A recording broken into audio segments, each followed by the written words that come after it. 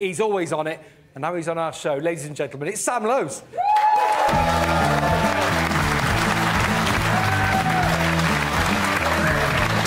then, mate. How are you? Great to see you.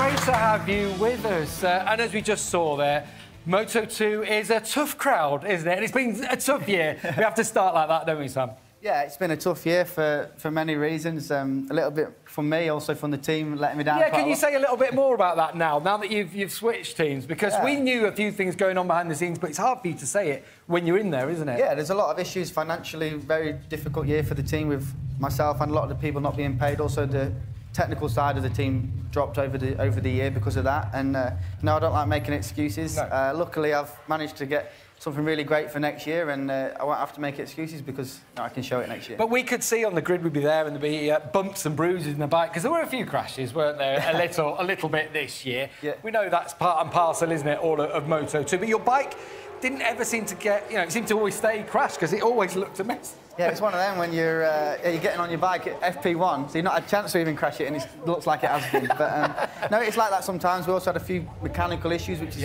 in Moto2 don't really happen. So. Yeah, I could have handled it better. That's something on me. But yeah, there was a lot of things going on. You handle it well because you are always Mr. Positive, aren't you? And how better than to go back to the Gresini team where you won 2 races. Jerez and Aragon won it 2016. That was a fantastic year. They took you to MotoGP as well. There's a great symbiosis between you and the team, isn't there? Yeah, we had a test in Jerez just 2 weeks ago, and even before I rode the bike, so even just a Thursday, I could have come and had a happy winter because I felt good again, felt good with the guys, and yeah, it was fantastic. And also the test went great, which is good. It did go great. In top 3 in both the tests, in Valencia and Jerez. A lot's changing then for Moto2 next year, obviously. We went from the Honda 600 to the Triumph 765, with the magnetic rally electronics as well. Being back from struggling to get into the top 10, now back straight into the top 3, what is it about the Triumph that you've been liking?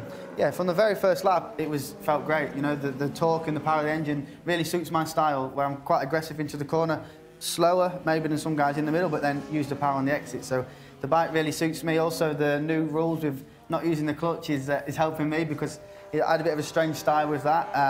Yeah, the bike was a real fun to ride and you felt like you can work on it and find areas to improve with the team, and I think this is something that will be important next year. And you know it only too well, didn't you, JT? You were out on this bike back in Silverstone. It wasn't easy for you when you got to ride in the bright sunshine. It wasn't as quick as Sam, but I did have an excuse. I was the only one out on the Silverstone. So you were the fastest? I was the fastest. Like record. Oh, I was on it, big time. But yeah, I mean, it was every time I rode this.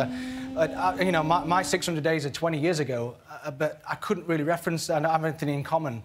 But the acceleration, it's about 7 brake horsepower, I believe, more than the Honda is. So that acceleration that Sam's talking about, I think the riders are really going to enjoy that. And it is obviously a big change this year. Sam, you're not the only Brit who's going to be on the grid. Jake Dixon's coming over from the British Superbike Championship. So I know you're probably not going to want to give him too much advice because you want to beat him.